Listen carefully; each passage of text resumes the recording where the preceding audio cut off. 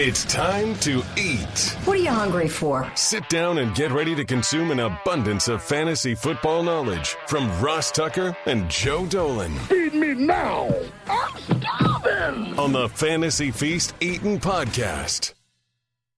Yeah, let's eat, baby. It is the Fantasy Feast Eatin' Podcast, of course, presented by DraftKings. I'm Ross Tucker, former NFL offensive lineman. I think you know that. 5 teams, 7 years.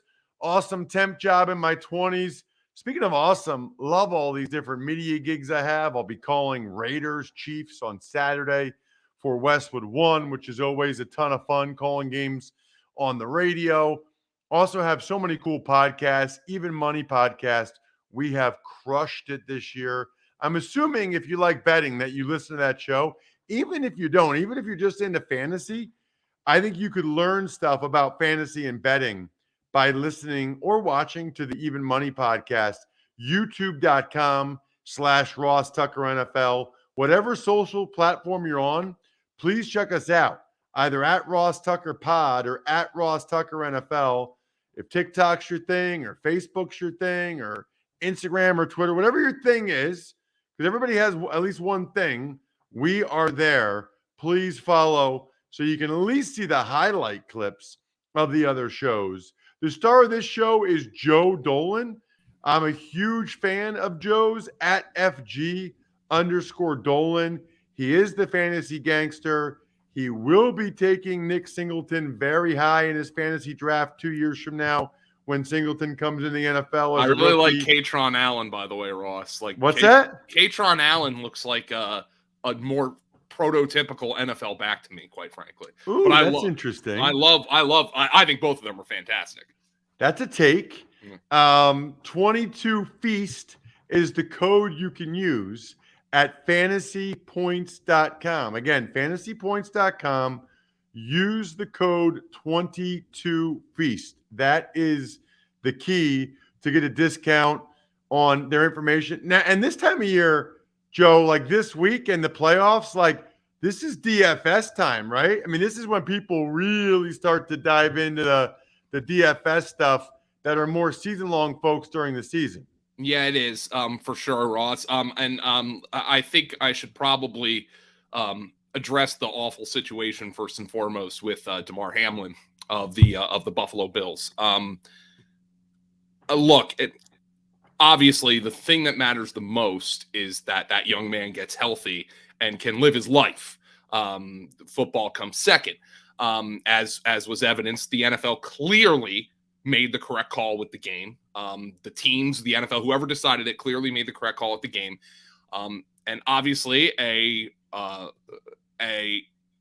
piece of collateral from that is it affects our fantasy game. And people have asked me, what are you doing?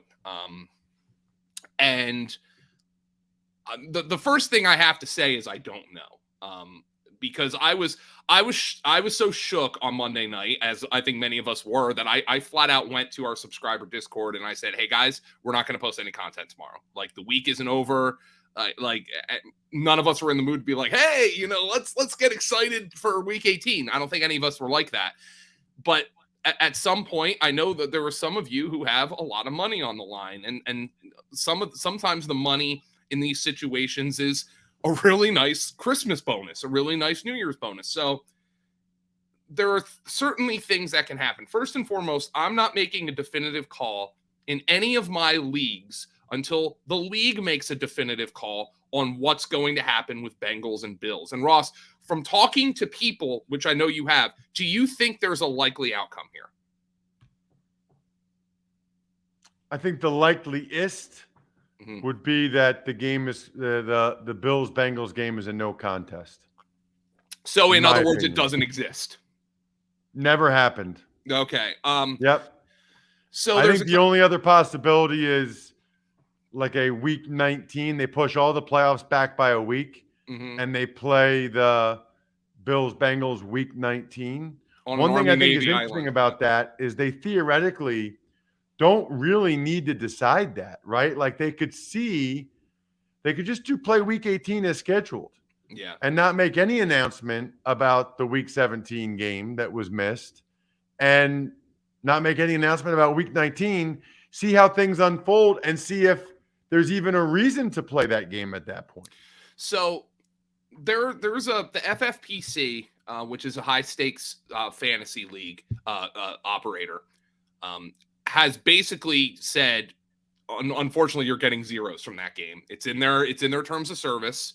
They're going to hand out prizes as if that game didn't exist. That's their prerogative to do so. If I'm a commissioner of a league, I'm in a matchup in our dynasty league with Scott Barrett and for a championship. And it was close. I mean, it was I was up 5 and I have Gabe Davis and he has Stephon Diggs.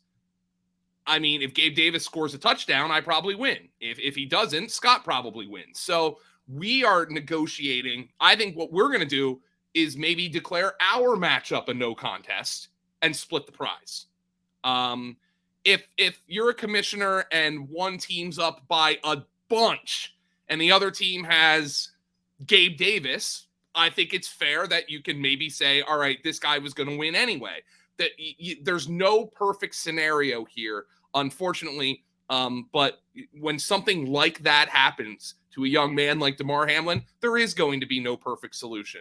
So I think what you can do is talk to the participants and try to reason with them and say, look, this is what was going to happen, or this was a 50-50 matchup.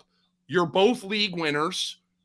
You split the prize. I mean, there's nothing perfect about this.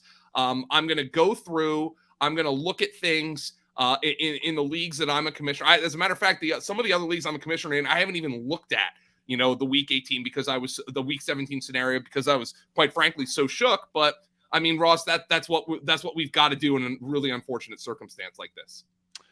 Yeah, the one thing I would just add to that is I know this is pretty I would think that this is obvious, but we know fantasy football is not that big a deal in the big scheme of things, like Joe pointed out. And so if you're not in the mood yet to be consuming fantasy content, then don't. You know what I mean? Like that's the beauty of podcasts or YouTube. It's on demand. So if you want Joe's opinions on fantasy stuff today, then listen. If you're not feeling that till Thursday or Friday or Saturday, then that's fine too. But for those of you that would welcome a distraction, that's kind of what we do. That's kind of what these things are. So we'll dive into it. Week 18, Joe. Look, I want you to break it down like you normally do, but you're not saying start him. You're saying, hey, he'd be pretty good to be in your DFS lineup, which I think is a little bit different. What about the game I'm calling, Joe? It's Chiefs-Raiders, Saturday at 4:30. So here's one thing that we can do, and we can talk about this from a motivation standpoint. And I think that's the right way to approach this. Talk about it from, is this team playing for something? Is this team not playing for something? Are there injuries? Whatnot? Like, that's what we can do. So let's start with the Chiefs and the Raiders. In this game, Kansas City is obviously playing for the number 1 seed in the AFC. They are 7.5-point favorites. They are playing everybody full go. We've got a total in this game of 52.5. It's the highest over-under total on the slate. Ross, you get to call the fantasy game of the week. And then all of a sudden, the Raiders had some serious life with Jarrett Stidham under center in that game. So the Raiders here are probably playing spoiler, and Josh McDaniels, I guess you can make the argument, not that Mark Davis wants to pay another coach to not coach his team, but you can make the argument that Josh McDaniels is coaching for his job. He might have made a really good impact in that decision by choosing to start Jared Stidham last week, and Jared Stidham steps up and plays as well as he did. But for the Raiders, with this total, you're looking at Josh Jacobs, Devontae Adams, the guys we've been counting on all year. Darren Waller has come alive here of late. Hunter Renfrow. So all of these guys on your 2-game Saturday slate are in play much more than I would have thought they would be with Jarrett Stidham at quarterback. Meanwhile, the Chiefs are the Kansas City Chiefs. They're 7.5-point favorites. Jerick McKinnon's been outstanding out of the backfield. Their receivers, though, despite Patrick Mahomes putting up numbers, they really don't have receivers you can count on. Their leading receiver against the Broncos was Kadarius Toney. Juju Smith-Schuster, it seems, catches either 9 passes or 1 in a game. He's been difficult to trust. So really, McKinnon, Pacheco got a rushing touchdown. And if you're playing this slate, just see what kind of receivers fit into your lineup. Maybe you're like, you know what? I'm going to put Sky Moore in there because nobody's going to play him for DFS. So Kansas City's playing full bore. But the thing about Kansas City is full bore for them has really meant 2 guys have been reliable all year, Mahomes and Kelsey. And recently, Jerick McKinnon's been thrown into that mix as well. How about Titans-Jaguars, Joe? Oh, boy. So I thought it was pretty obvious. I tweeted it out when it happened that the fact that the Titans were starting Josh Dobbs on Thursday night last week, I thought was a terrible sign for Malik Willis at the time. I said, there's no way, a lot of people are like, oh, they're resting Willis. I was like, BS. No way. Because, if anything, Malik Willis needs to play more. I said they're starting Josh Dobbs to get him reps because they think he's their better shot to win the division. And that's exactly what happened. And he played pretty well. I mean, at least better than Willis was playing. Unfortunately, the Titans, we know, not exactly the most not exactly the team that's going to light up the scoreboard the most. Let's put it that way. But Treylon Burks. Bunch of receiver drops, by the way. I mean, Dobbs could have had a really big night. Yeah. There were a lot of drops. Exactly. Treylon Burks had 8 targets in that game. Obviously, Derrick Henry's going to play. They rested him for obvious reasons. And here, flipping on over to Jacksonville. Again, this is a game where both teams are playing for everything. Jacksonville still has a shot, by the way, to make the playoffs, even without winning this game. They need 3 things to happen in week 17 in week 18 rather, for them to make the playoffs. I believe the Dolphins need to lose to the Jets, the Patriots need to lose to the Bills, and the Steelers need to lose to the Browns, all of which are feasible. If those 3 things happen and the Jaguars lose, the Jaguars are still in the playoffs, but they control their own destiny, and this game's on Saturday night. They're going to play everybody. One of the reasons why they did it, because they didn't want the Jags to go out there Sunday night and have already clinched. Correct. So the Jags are going to play everybody. This is not a game to be worried about for fantasy. Pass funnel defense, we know, for Tennessee. So after a weak game last week, obviously Trevor Lawrence got pulled for your guys Zay Jones and Christian Kirk. Back in the saddle this week for Jacksonville. Bucks Falcons as we get to the Sunday slate. Last I checked, Bowles says he's playing his guys. Nobody seems to believe him.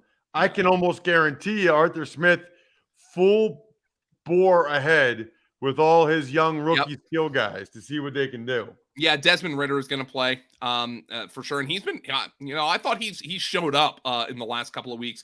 Here's how an easy way to tell this week. If you're just guessing, could that team rest starters? Go look at the betting spreads.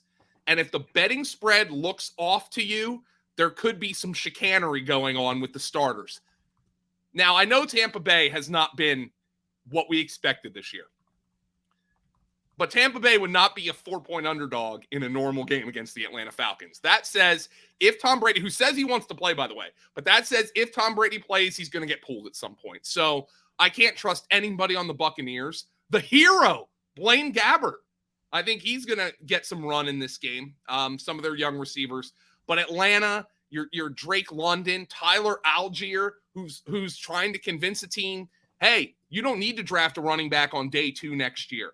And we've seen this before. Think back to Michael Carter last season.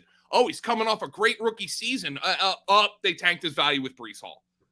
So day 3 running backs, even if they have an impressive rookie season, can be blown up in free agency or the draft. Tyler Algier is going to have motivation to say, no, you don't need to draft a running back. I'm your guy. Drake London, carry him into 2023 looking good. Desmond Ridder, hey, I'm your guy. I'm the starting quarterback. You don't need another quarterback on this team. So all the Falcons, Those guys are going to be motivated. The Bucs have a lot of injuries on defense. I would expect a lot of those guys to be inactive in this game. Next game up, Joe, it is the Patriots and the Bills. Bills, one way or the other, are going to be motivated to win the game because, well, I don't know. They might know by then.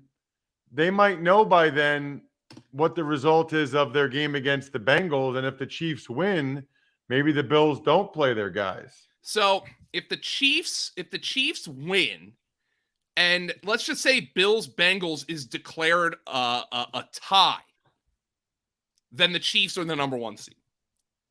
If the Chiefs lose, then the Bills need to win against New England. So you're right. We might not know for sure here. So quite frankly, Ross, I'm going to have to throw up my arms and say I'm not sure, but I can tell you what the betting spread is. I can tell you that at one point the line was 7. As a matter of fact, though, I'm looking at DraftKings Sportsbook right now, and this game's off the board.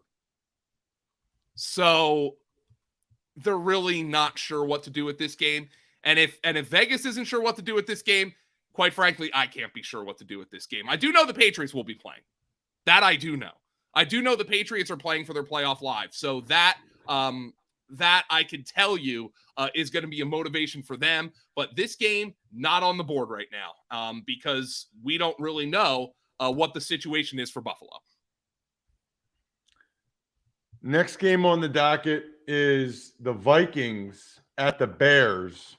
There's some debate whether or not Justin Fields will play for people that are thinking Fields going to run to break the Lamar Jackson's record and maybe want to get him on DraftKings. Maybe not, Joe. Yeah, and he might play for – and that so sometimes these things aren't cut and dry, right? They're going to play the starters, but they'll play them for a half. Oh, Justin Fields is going to play, but he's going to play for a quarter. Those things could be the case here. This is a situation where both teams, the situation is murky. And if you're looking at the betting spread in this game, Minnesota's a 5.5-point favorite. I saw that earlier this week. It was in the 1-point range. So money is coming in on Minnesota. So maybe people are thinking Minnesota, which is almost certainly locked into the number 3 seed and a matchup with the Giants. That is almost certain. Here's what would have to happen for Minnesota to move up. The 49ers would have to lose to the Cardinals. The 49ers are 14-point favorites. So it would have to be a really lowest of the low end outcome for them. But here is the thing about Minnesota. This isn't like, we just had a hard fought game with Green Bay. We lost, but no, Minnesota was atrocious in that game.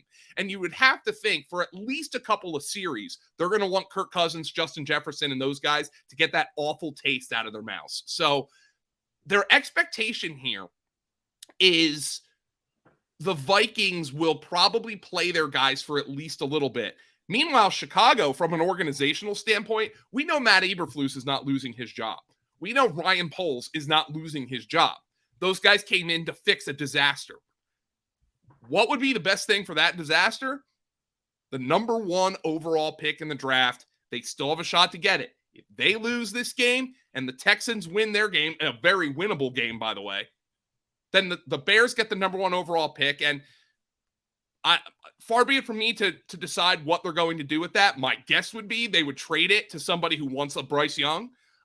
Maybe they evaluate Bryce Young and say, we're going to trade Justin Fields. I don't know what would happen, but they're going to get a haul for some way or another for one of those assets if they get the number 1 pick. And Chicago needs talent right now. That's what matters for the Bears. They don't have a whole lot of motivation to win this game. Agreed. We got the Texans, Joe, at the Colts. Speaking of motivation to win games. Nobody's got a motivation to win this game. Sam Ellinger's starting at quarterback. Oh, no, Sam Ellinger does. Jeff Saturday does. The Colts do. The Texans, I think Lovie Smith will definitely get fired if they win this game. Yeah, I mean, and so that's the irony here, right? You've got Sam Ellinger and Davis Mills, 2 guys who are like, I'm playing my ass off in this game, and 2 organizations who almost certainly have the reason to lose this game. Now, here's the other part of that. I think Jeff Saturday's losing his job. Lovie Smith is probably up in the air. what about the general managers? I mean, I wouldn't be comfortable sitting here telling you that Chris Ballard and Nick Caserio are going to be back there next year. So it's one of those weird games where both teams are atrocious. Both teams have every incentive to lose this game. The Colts, by the way, are 2.5-point favorites with Sam Ehlinger at quarterback, which tells you what the markets think of the Houston Texans right now. This is not a game I'm very interested in for fantasy. Let's put it that way.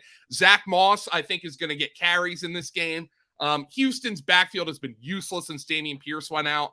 I mean, Houston, Brandon Cooks, I guess his motivation is, I want to put good tape out there so somebody trades for me this offseason. But this is not a game I'm terribly interested in, Ross, to be quite frank with you. What about the Jets? Mike White looked bad last week against the Dolphins, who just signed Mike Glennon. Super Bowl is coming. The quarterback situation is obviously the big question here for Miami. And the betting spread tells you that Vegas doesn't think Tua or Teddy are playing in this game. The Jets are 1-point favorites despite Mike White looking terrible last week. The Dolphins haven't won a game since November. 38.5 is the total. So it looks like they're expecting a Mike White, Skylar Thompson, or Mike Glennon crap fest in this game. And that obviously, as you saw last week, seriously hurts the prospects of Jalen Waddle, seriously hurts the prospects of Tyreek Hill. Maybe the guy it helps the most is Raheem Mostert, who caught 8 passes in that game last week for Miami. As for the Jets, Mike White did look terrible in that game. He might not be 100% healthy, but we have seen him play better than that.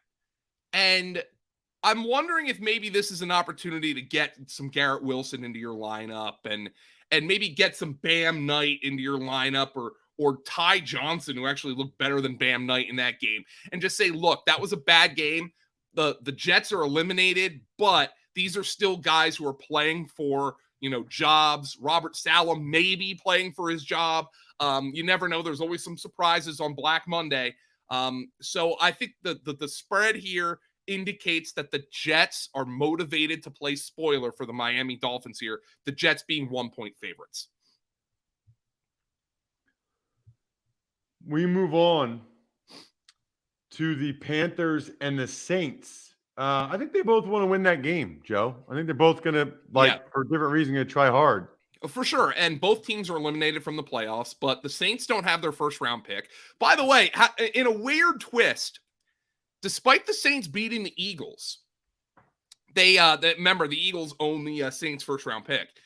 The pick dropped from 10th if the Eagles had won that game to 10th. It didn't move. It's a weird tidbit in a weird season. So the Saints are currently still giving a top 10 pick to the Eagles. They have motivation to win this game. The Panthers have motivation to win this game. Why? Sam Darnold. Hey, he's playing for his future. Steve Wilkes. I'm the coach here. I know we blew that game against the Bucks, but look, our team was competitive. They played hard for me. I'm coaching for my job. Both of these teams are motivated to win. So Chris Olave came back last week against the Eagles, and while he didn't have a big game, I think it's worth pointing out that the Panthers, J.C. Horn, the corner, he was out last week with a wrist injury, and now there's a guy who, even if you're playing to win this game, maybe not a guy who you're going to play with a broken wrist because this game is effectively meaningless. The Bucs really picked on CJ Henderson last week. I think this could be a big game for Chris Olave in this matchup with the Panthers here. So he'd be somebody I'd really be considering for DFS. Alvin Kamara, he's been upset about his role on third downs. Maybe he wants to put good tape out there. They're going to trade me this offseason. I want to put as much good tape out there as possible. Jawan Johnson, who's been a really big factor for the New Orleans Saints, somebody you can consider for DFS. So I think the Saints are live for DFS in this game. Joe, I got to tell you, I thought Deshaun Watson looked pretty darn good the other day for the Browns in the second half against the Steelers. Kenny Clutch Pickett, Clutch Kenny, came through in the end again for the Steelers as well. That actually might be my favorite 1 o'clock game. That's like a sneaky game. You know, the Browns, Stefanski probably still thinks he needs to win for his job. You know, they want to win that game and knock the Steelers out. For sure. And the Steelers obviously are playing for their playoff lives. So the Steelers are going to go all out in this game. I thought Kenny Pickett played pretty well in that game against Baltimore. The throw to Najee Harris was an absolute dime for the game-winning touchdown. Deshaun Watson, and like you said, he looked pretty good in the second half, but then you look at the numbers, he completed 9 passes. So you're like, all right, are they going to try to carry some of that positive momentum into the 2023 offseason and get ready for next year? You've got Amari Cooper who caught 3 of those Deshaun Watson passes and scored 2 of the 3 touchdowns, who's really the only viable receiver here for me, unless you're playing David Njoku. Nick Chubb had a massive game against the Commanders, running for 104 yards. He's obviously on the radar. But the Steelers, the thing about them, we know the Browns have struggled on run defense all season long, and the Steelers pounded the ball like it was Jerome Bettis and Willie Parker back there last week against the Ravens. Najee Harris and Jalen Warren combining for 187 rushing yards. I mean, that is Steeler football. I had the Yinzers in my mention. Oh man, Steelers gone to the Super Bowl because they're pounding the ball. That's how Steeler fans want to play football, and I would expect that's going to continue against the Cleveland Browns. And I think Jalen Warren, if you want to save a little money, he's somebody who has some value in this game. They figured out how to use both of those backs and use them both effectively. And by the way, Najee Harris, I know we've discussed this since he came back from that injury. He looks like the back they drafted him to be. He was not in the first half of the season, but now he looks like a nasty runner. You and I discussed, was that last week, where we discussed him stiff-arming the guy at the goal line, even though he didn't need to do it. He was just like, get out of my way. That's the kind of stuff I like to see from the type of running back Najee Harris is, and he's doing all those things. Anything else on the Browns, or are you good there? Good with the Browns. It's Amari Cooper and Njoku and Chubb for me. Again, yes, I think Watson looked way better than he has, but he completed 9 passes in that game. So it's hard for me to know what to do with that. Few more 4:25 p.m. games than usual. We also need to get into the Ravens-Bengals game and the Sunday nighter Lions-Packers. All of those will be discussed in part 2 of the Fantasy Feast podcast that we drop in your podcast apps shortly after midnight, Thursday morning. You know, it's the show that's so nice. We do it twice. I think we're done here. Thanks for listening to the Fantasy Feast podcast. Make sure to also subscribe to the Ross Tucker Football Podcast, Even Money, Business of Sports, and the College Draft. All available at Apple Podcasts, rosstucker.com, or wherever podcasts can be